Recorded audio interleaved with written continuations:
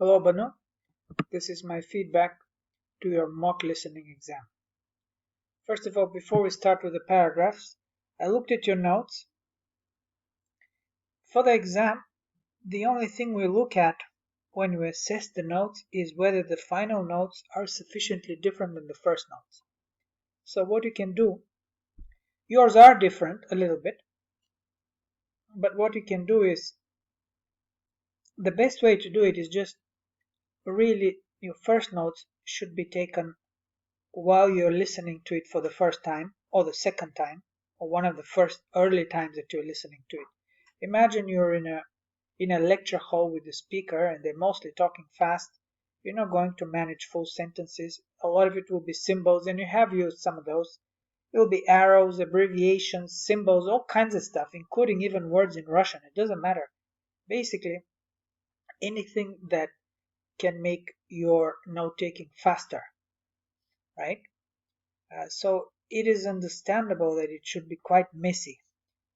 And then your final notes could be a lot more organized with supporting ideas and everything. So your notes are different, but I would say they could be a little bit more different just to be very obvious to whoever grades your exam that your notes are very different. And it makes more sense for the first notes to be handwritten, right? If you're going to type anything, it makes more sense for the final notes to be typed and the first to be handwritten. Although there is no rule about that. But overall, you took good notes, that's clear. Okay, let's look at the summary now. First sentence is fine, argues that everything is there, all the components. We've done this to death already. Last sentence, as a result, maybe in conclusion would be a better cohesive verb, cohesive device. In conclusion, he argues that, fine, good verb here. The greatest originals are those who fail the most but do not lose heart. That's fine, that's very nice here. Now, let's look at the supporting ideas. Using his personal experience, very nice, he claims that they have the passion to generate idea and act to champion.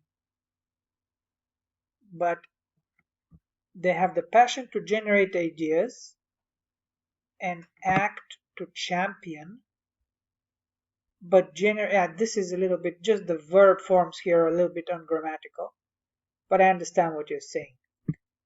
But generating creative ideas in most cases occurs through procrastination. Okay.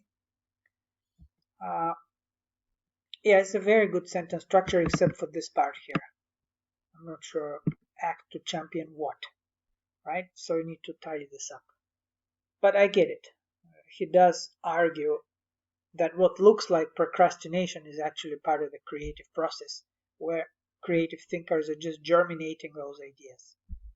Due to this, he admits that procrastination is a virtue of creativity. Okay, fine. Can be a virtue, not in 100% of the cases, but there is the good type of procrastination, the creative one. He surely argues that, yes. Okay. He also uses his background in investing. Okay. Investing what? You mean investment banking maybe, or investing? Not sure. He uses his background in, investing, whatever, to contend that the strategy of fast start and slow finish is not bad. Okay. And vice versa. It is a great chance to succeed. Okay, fine. He notes too that in terms of entrepreneurship, it is easier to improve something rather than creating.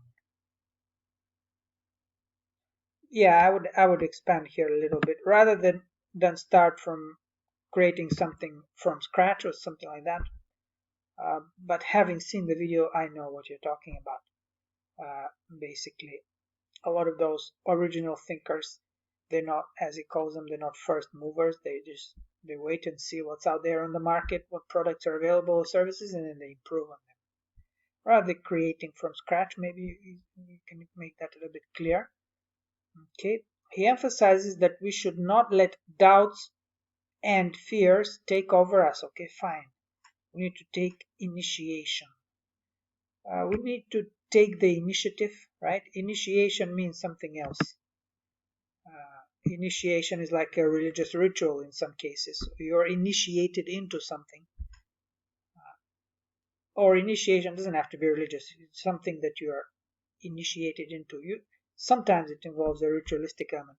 Anyways, I think you're trying to say initiative here. Take the initiative by looking for better options. Because our biggest regrets are inactions. Okay. Okay, fine. It's very clear. Your writing is good. No problems here. Now let's look at your identification paragraph. One of the speakers supporting ideas that procrastination is a virtue. Okay, sure. Okay, you haven't said how many pieces to support his claim. G. Hayes survey. Okay, fine. Experiment with generating new business ideas. Personal experience during writing the book. Okay. Martin Luther King. Okay, sure. Okay. Yeah, that's fine. That's all you need to do. Very clear, everything is fine. Now let's look at finally at the evaluation. How many words is that? Okay, fine, you're within the word limit. Let's see. The pieces of evidence used to support are insufficient, since there is no specific data that shows the connection between procrastination. Absolutely. That's a very good way of putting it. Okay.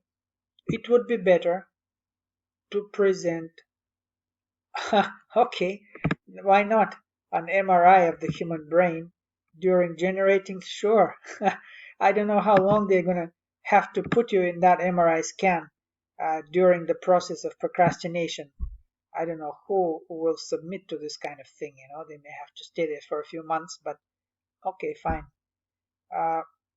To conduct a professional survey and show graphs, sure. Yeah, I get the idea.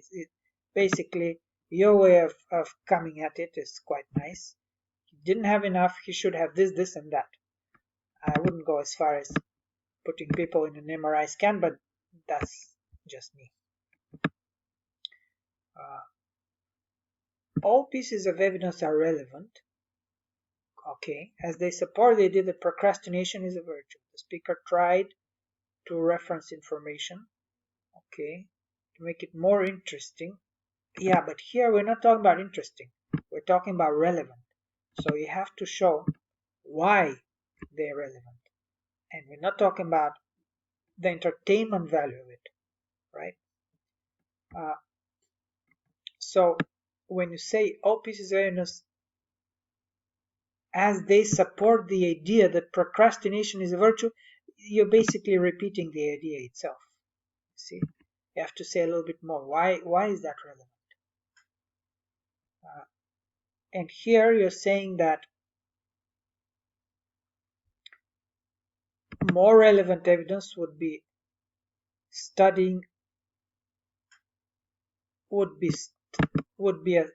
a meta-analysis, a study, not studying, right? This is a verb. You don't need a verb.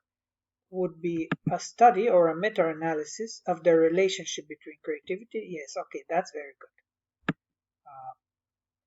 I like that part. I'm not sure why you're wasting words on this first part, which is really a kind of a qualification to the idea that it's not entirely relevant.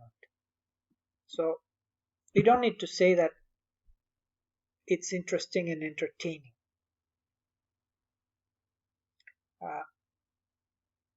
I mean, you can, but I think you're better off spending this chunk of text, look at how many words that is, on proving why it is relevant, instead of simply repeating that idea. Why is it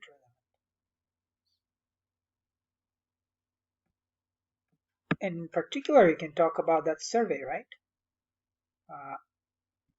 That looks like that the survey is relevant because blah blah, you see, or the experiment is relevant because of whatever, right? So that would improve this section. And here I get your idea.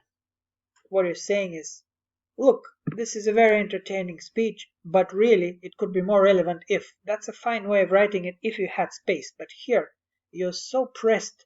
You only have 200 words. You don't have space to waste on a qualification like this. Although, as a writing practice, qualifications are quite good. But maybe not in this kind of paragraph. If you had 400 words, maybe that would be a good idea. But this part is good.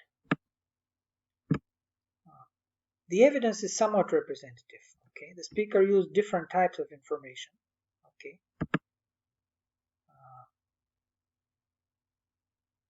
now here again, why is that representative? Because what you're saying is he used a variety of evidence, but why is that representative? It's not very clear. So you could say, again, you could look at it here. When we talk about representative, we're thinking, how typical are the examples? So let's say the example of Leonardo, Martin Luther, or the student, or the survey, any of those pieces of evidence. How typical are these? For instance, the findings of the experiment. How typical is that of the creative process? And you could say, or the survey, you could talk about how typical the results of these surveys are, or of the experiment, or even of the example with the historical figures. How typical is that of the creative process? And you can say it is somewhat typical because of blah blah. You would explain a little bit. Nevertheless, now you're saying why it's not. The description of Jays is not prepared at the appropriate level, so it does not represent the idea. Okay, what does it mean? It's not prepared at the appropriate level. Again, you want to be more specific here. What exactly is wrong with that survey? What do you mean it's not prepared at the appropriate level? You want to make this very precise to say, okay, what's wrong with it? It would be clear, it would be more clear and coincided.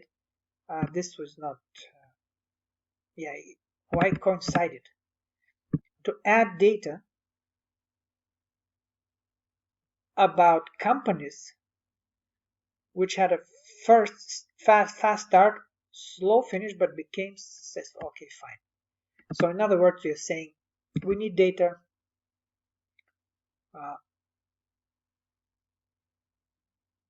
What you're saying is that not all companies start slow and finish with a successful product.